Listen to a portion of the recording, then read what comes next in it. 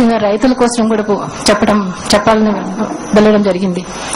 ఈ రైతులు ఈ రోజు చాలా ఇబ్బందులు పడతా ఉన్నారు. రాజశేఖర రెడ్డి గారు ఉన్నప్పుడున్న భరోసా రైతులకు లేదు.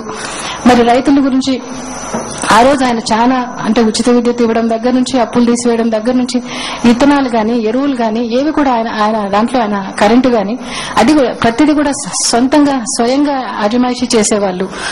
కరెంటు తక్కువ ఉందా ఎక్కువ ఉందా మనం పక్క రాష్ట్రం నుంచి కొనుక్కోవాలన్నా ఎవరికి ఇబ్బంది లేకుండా ఉండేది. ఎరువులు గాని విత్తనాలకు గాని ఏది ఇబ్బంది లేకుండా ఉండేది. ఈ రోజు చూస్తే అన్నిటికీ ఇబ్బందిగానే ఉంది. మరి ప్రభుత్వం నిర్లక్ష్య ధోరణి అనుకోవాలను, వాళ్ళకి రైతుల గురించి తెలియదు అనుకోవాలను, మరి లేకుంటే మరి వాళ్ళకు ముందస్తు ప్రణాళిక లేదనుకోవాలను, మరి ముందు చూపు లేదనుకోవాలను కూడా అర్థం కావడం లేదు. మరి ఆ రోజు రాజశేఖర రెడ్డి గారు ఉన్నప్పుడు సబ్సిడీ విత్తనాలు, ఆ రోజు బీటీ విత్తనాలు కోసం సుప్రీంకోర్టు దాకా పోయి 1800 ఉండేది 750 రూపాయలకు తీసుకురావడం జరిగింది. అలా అంత పోరాటాలు చేసేవాళ్ళు రైతుల కోసం.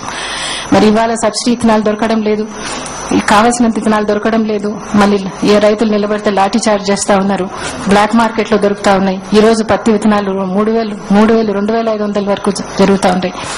మరి ఎరువులు చూస్తే 12 సార్లు పెంచారు. మరి ఎరువులు కూడా కావాల్సినంత ఎరువులు దొరకడం లేదు. వర్షం కొన్ని చోట్ల పడింది, కొన్ని చోట్ల పడలేదు.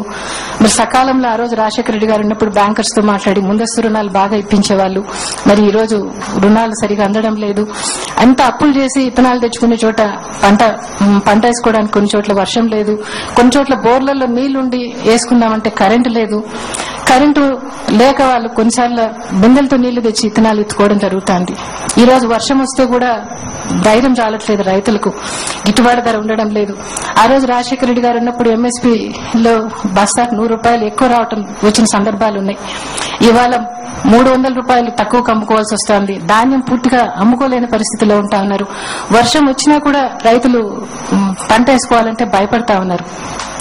క్రాప్ హాలిడే ప్రకటిస్తా ఉన్నారు. Last year crop holiday Godavari జిల్లాలో ప్రకటించారు. మరి ఇప్పుడు ఇంకా కొన్ని జిల్లాలకు విస్తరిస్తా ఉంది. మరి ఆ రోజు ఆయన ప్రతిదీ కూడా చూసుకునే వాళ్ళు. ఇవాళ ఏం క్రాప్ హాలిడే ప్రకటించినా చలనం లేదు. మరి 865 మండలాలు కరువు మండలాలుగా ప్రకటించారు. మరి దానికి ఏం ఇది చేస్తాము, ఇది పెడతాము, ఇది చేయటం అని ఏం చెప్పే నాదుడు లేడు. అంతేకాకుండా 2010-11 సంవత్సరంలో రైతులకు ఈ అకాల వర్షాలు వచ్చి పంట పోయింది. అప్పుడు నష్టపరిహారం ప్రకటించింది ప్రభుత్వం, కానీ 1% మంది కూడా ఇవ్వలేదట. మరి ఇవన్నీ కూడా మేము ప్రధానమంత్రి గారికి చెప్పడం జరిగింది. రైతుల గురించి ఆయన చాలా బాగా స్పందించడం జరిగింది. ఆయన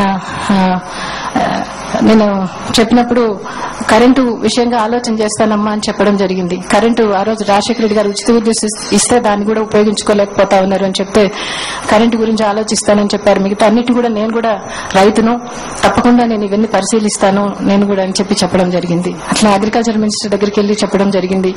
ఇవన్నీ కూడా ఆయన అన్నాడు, ఆయన చాలా ఆశ్చర్యం వ్యక్తం చేశాడు. మెడ్రాసులోను కర్ణాటకలోను అంతా ఎంఎస్పీ ఇస్తా ఉన్నారు, ఆంధ్రప్రదేశ్ లో కూడా 200 రూపాయలు ఇస్తా ఉన్నారని విన్నానే, ఇవ్వటం లేదా అని చెప్పి అడగటం జరిగింది. బోస్ గారు ఎక్స్ప్లెయిన్ చేశారు, అంటే ఇవ్వటం లేదు అని చెప్పి. రైతు మిల్లర్లు ఏం చేస్తా ఉన్నారు, రైతులు ఏం చేస్తా ఉన్నారు అన్ని కూడా చెప్పడం జరిగింది. ఆయన కూడా అన్ని విషయాలు నేను చూస్తానమ్మా అని చెప్పడం జరిగింది. చాలా బాగా స్పందించారు, సాదరంగా ఆహ్వానించారు, సాదరంగా చూశారు. మరి ఇంకా రైతులు ఈ రోజు అంటే నేను స్వామినాథన్ కమిటీ గురించి యాజ్ ఇట్ ఈజ్ గా అమలు పరచాలని అడగడం జరిగింది. ఇన్పుట్ సబ్సిడీ ఇవ్వాలని చెప్పడం జరిగింది. సకాలంలో ఎరువులు విత్తనాలు కావలసినంతగా అందించాలని, దాన్ని అందుబాటులో పెట్టాలని చెప్పడం జరిగింది. ఎరువుల రేట్లు కూడా తగ్గించాలని చెప్పడం జరిగింది. కరెంటు గురించి చెప్పడం జరిగింది.